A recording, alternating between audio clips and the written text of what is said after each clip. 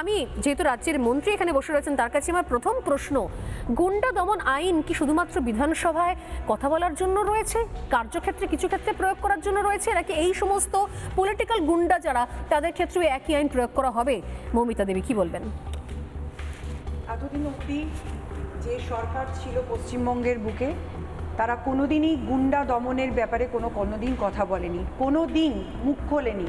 মানুষকে রাস্তায় অনেকবার, শুধু মানুষ কেন, সাংবাদিক থেকে শুরু করে পুলিশকে গুন্ডাদের হাতে মার খেতে হয়েছে। এই প্রথম বিধানসভাতে গুন্ডা দমন নীতি এবং আইন আনা হয়েছে, এবং তার আপনারা চিত্রও দেখেছেন যে পশ্চিমবঙ্গের মাটিতে মেয়েরা বারবার হেনস্থা হয়েছে, লাঞ্ছিত হয়েছে, অবহেলিত হয়েছে। আমাদের সরকার তার প্রতিবাদে আপনারা দেখেছেন বারুইপুরের ঘটনাতে কিভাবে স্টেপ নেওয়া হয়েছে। তাই এটা কোনো কথার কথা নয়, এটা একেবারে মানুষের জন্য এই আইন, এবং গুন্ডা দমন নীতি যেটা আমাদের আইন আনা হয়েছে সেখানে জিরো টলারেন্সেই এটা প্রয়োগ করা হবে।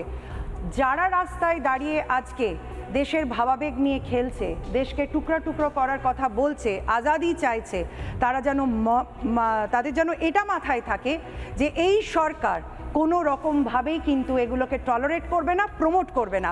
এর উপযুক্ত ব্যবস্থা কিন্তু তারা পেয়ে যাবে। একদমই তাই। প্রকাশ্যে এরকমভাবে এরা তো কোনোদিনও মানুষের কথা শোনেনি। এরা চিরকাল দেশ ভাঙার কাজ করে এসছে, দেশ ভাঙার জন্য যা যা কিছু করার সব কিছু করেছে। আমরা এর আগে দেখেছি দেবশ্রীদি, এর মৌমিতাদি, এর আগে এরা সিএ এর মুভমেন্টের সময় তো একই কাজ করেছে, আগুনে ঘি ঢালার। এরা এনআরসি মুভমেন্টের সময় তো একই কাজ করেছে, আগুনে ঘি ঢালার। এমনকি অ্যান্টি ওয়াক অফ বিলের সময় তো একই কাজ করেছে, আগুনে ঘি ঢালার। তখন সেটাকে কেন্দ্র করে যখন দাঙ্গা হয়েছে, হিন্দুদের বাড়িঘর পড়েছে, তখন এরা চুপ করে বসে থেকেছে।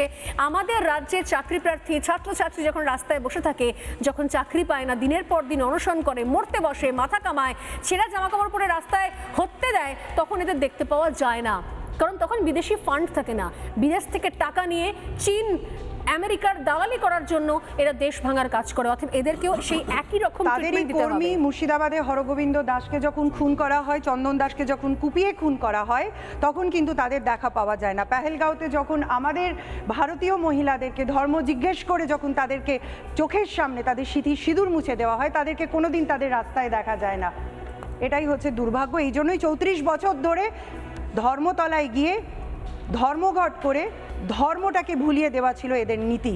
আজকে তারা ফলতাতে, কিছু কারণ নয়, একটাই কারণ যে ফলতাতে সেকেন্ড পজিশনে এসে গেছে, তাই হয়তো তারা ভাবছে যে আমরা আবার রাস্তায় আসব, আমরা রাস্তায় নামছি, আমরা আবার আগামী দিনে বোধহয় রাজ্য দখল করছি। খুব ভুল ধারণায় আছে যে সরকার আছে, যে মুখ্যমন্ত্রী আছে, একটা কোনো কিছু আমরা টলারেট করব না। আমাদের মুখ্যমন্ত্রী আজকে পরিষ্কার ভাষায় বলে দিয়েছে, দেশের বিরোধিতা করলে, দেশকে নিয়ে কোনো রকম বিরোধী কথা তুললে সে জিনিস আমরা কিন্তু টলারেট করব না, আমরা অ্যাকশন নেব। নানা ধরনের কন্টেন্ট দেখার জন্য লাইক করুন, শেয়ার করুন আমাদের ফেসবুক পেজ, সাবস্ক্রাইব করুন আমাদের ইউটিউব চ্যানেল। পাশাপাশি অন্যান্য ব্রেকিং নিউজের জন্য অবশ্যই চোখ রাখুন রিপাবলিক বাংলায়।